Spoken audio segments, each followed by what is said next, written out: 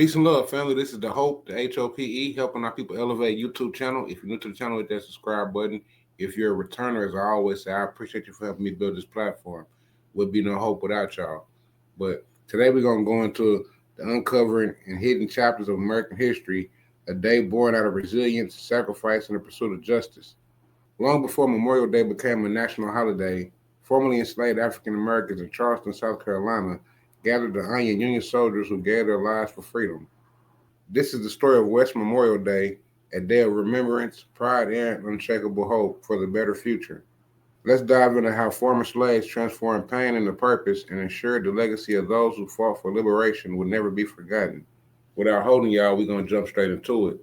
Peace and love, family. On behalf of Akuno Sankofa Bay, you know what I'm saying? Jay, where you at? We're trying to help our people elevate. Hope. HOPE. We're giving them hope. We doing what we gotta do, you know. Every day, one step at a time, man. We gonna make it happen. Helping our people elevate. Yeah. Sometimes I practice focus, thought, and meditate. I'm trying to come with other ways to help our people elevate and seeking knowledge, make me levitate. The lifted mental state is what results from how we orchestrate. This for the family's sake. Let's self-reflect and self-evaluate. And every day, make sure the steps you take, you calculate. Receive a master's fate. I know I can't exist without the hate, but that's okay. I balance that with higher self today. Success is on this way, and after that, my flesh can pass away.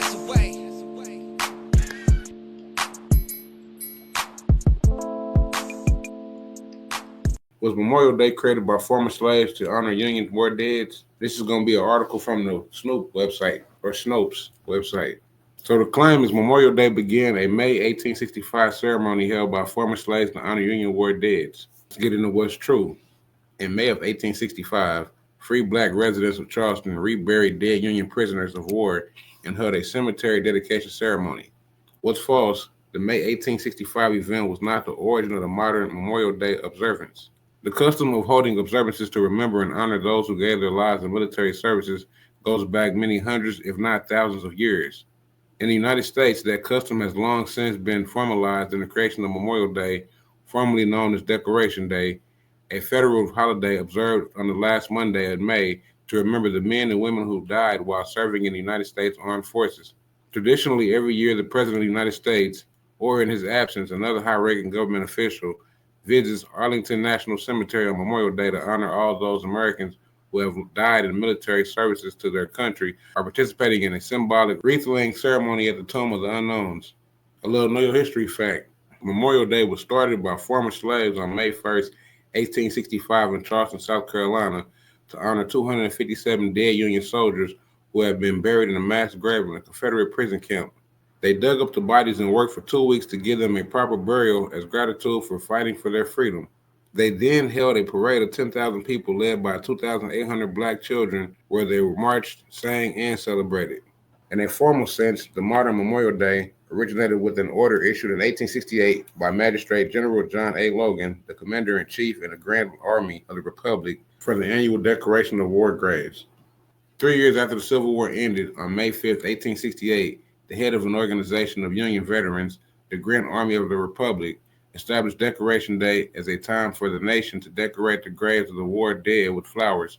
Major General John A. Logan declared the Decoration Day should be observed on May 30th. It is believed that that day was chosen because flowers would be in bloom all over the country. The first large observance was held that year at the Arlington National Cemetery across the Potomac River from Washington, D.C. The ceremony centered around the mourning draped verandas of Arlington's mansion, once the home of General Robert E. Lee. Various Washington officials, including General and Miss Ulysses S. Grant, presided over the ceremonies. After speeches, children from the soldiers and sailors, orphans' home, and members of the Guard made their way through the cemetery, bestowing flowers on both Union and Confederate graves, reciting prayers, and singing hymns. In a literal sense, it was not until 1971 that Memorial Day was established as a federal holiday by Congress. Regardless of when Decoration Day or Memorial Day may have been officially established, though debate continued to this day regarding exactly when and where the first observance of this nature was held in the United States. In May of 1966, the city of Waterloo, New York, was designated as the birthplace of Memorial Day via a congressional resolution and presidential proclamation celebrating a patriotic observance held in the town 100 years earlier. The story of Memorial Day began in the summer of 1865 when a prominent local druggist, Henry C. Will, mentioned to some of his friends at a social gathering that while praising the living veterans of the Civil War, it would be well to remember the patriotic dead by placing flowers on their graves. Nothing resulted from this suggestion until he advanced the idea again the following spring to General John B. Murray. Murray, a Civil War hero and intensely patriotic, supported the idea wholeheartedly and marshaled veteran support. Plans were deployed for a more complete celebration by local citizen committee headed by Wells and Murray. On May 5th, 1866, the village was decorated with flags and a half-mast draped with evergreens in mourning black. Veteran civil societies and residents, led by General Murray, marched to the strain of martial music to the three village cemeteries. Their impressive cemeteries were held in soldiers' graves decorated. 1 year later, on May 5th, 1867, the ceremonies were repeated. And in 1868, Waterloo joined with other communities in holding their observance on May 30th, in accordance with General Logan's order. It has been held annually ever since. Waterloo held the first formal village-wide annual observance of the day dedicated to honoring the war dead. On March 7th, 1966, the state of New York recognized Waterloo by a proclamation signed by Governor Nelson A. Rockefeller. This was followed by recognition from Congress of the United States when the House of Representatives and the Senate unanimously passed the concurrent Resolution 587 on May 17th and May 19th, 1966, respectively. This read in parts as follows. Resolved that the Congress of the United States, in recognition of the patriotic tradition set in motion 100 years ago in the village of Waterloo, New York, does hereby officially recognize Waterloo, New York as the birthplace of Memorial Day. Nonetheless, dozens of other places still lay claim, based on a variety of criteria, to being the true birthplace of the modern Memorial Day, and more recent historical studies have concluded that all those claims, including Waterloo's, are apocryphal. According to the United States Department of Veteran Affairs, roughly 24 places claim to be the primary source of the holiday, an assertion found on plaques, on websites, and in the dogs' avoirs of local historians across the country. Yet each town seems to have a different criteria, whether its ceremony was in fact the earliest to honor the Civil War dead, or the first one that General Logan heard about, or the first one that conceived on a national recurring day. Women in Boalsburg, PA, which has a claim as the holiday's birthplace, began decorating graves each year as early as October 1864. In and around Carbondale, Illinois, according to the Jackson County Historical Society, there are two markers making such assertions in two different cemeteries. James H. Ryan, a retired Army colonel, has descended into Logan archives and come out with a strong case for the town where he lives, Petersburg, Virginia. The multiplicity of the sites have claimed Memorial Day birthplace statuses for themselves are not all in the North. Many contenders are southern cities that were a part of the Confederacy during the Civil War. Columbus, Mississippi was a hospital town and in many cases a burial site for both the Union and Confederate casualties of Shiloh brought in by the trainload. And it was in that Columbus where, at the initiation of 4 women who met in a 12-gabled house of North 4th Street, a solemn procession was made to Friendship Cemetery on April 25, 1866.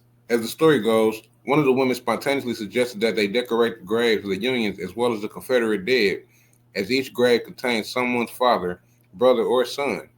Georgians dispute little of this, but they argue that the processions in the other Columbus was actually inspired by the event in their Columbus.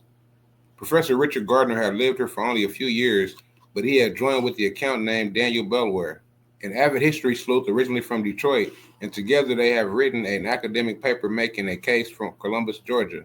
The ladies of the South instituted this Memorial Day, read Emma at the New York Times on June 5, 1868.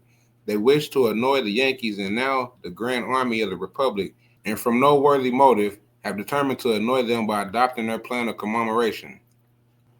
In his book, Race and Reunion, The Civil War in American Memory, Professor David W. Blight made the case for Charleston, South Carolina as Memorial Day's birthplace, as the city was the site of an obscure, possibly suppressed, May 1865 event held at a racetrack turned war prison, during which freed men properly were buried hundreds of Union dead found there, and then held a ceremony to dedicate the cemetery. African Americans founded Decoration Day at the graveyard of 257 Union soldiers labeled Martyrs of the Race Course, May 1, 1865, in Charleston, South Carolina. The first Decoration Day, as this event came to be recognized in some circles in the North, involved an estimate of 10,000 people, most of them black former slaves. During April, 28 black men from one of the local churches built a suitable enclosure for a burial ground at a race course. In some 10 days, they constructed a fence 10 feet high, enclosing the burial grounds and landscapes and graves into neat rows. The wooden fence was whitewashed and an archway was built over the gate to the enclosure. On the arch, painted in black letters, the workers inscribed "Martyrs of the Race Course." At 9 o'clock in the morning, May 1st, the procession to the special cemetery began as 3,000 black school children, newly enrolled in Freedman School, marched around the race course, each with an armload of roses and singing John Brown's Body. The children were followed by 300 black women representing a patriarch association, a group organized to distribute clothing and other goods among the freed people. The women carried baskets of flowers, wreaths, and crosses to the burial grounds. The Mutual Aid Society, a benevolent association of black men, next marched in canvas around the track and into the cemetery, followed by large crowds of white and black citizens. All dropped their spring blossoms on the grave in a scene recording by a newspaper correspondent. When all had left the holy mounds, the top, the sides, and the spaces between them were one mass of flowers. Not a speck of earth could be seen, and as this breeze wafted a sweet perfume from them outside and beyond, there were a few eyes among those who knew the meaning of the ceremony that were not dimmed with tears of joy.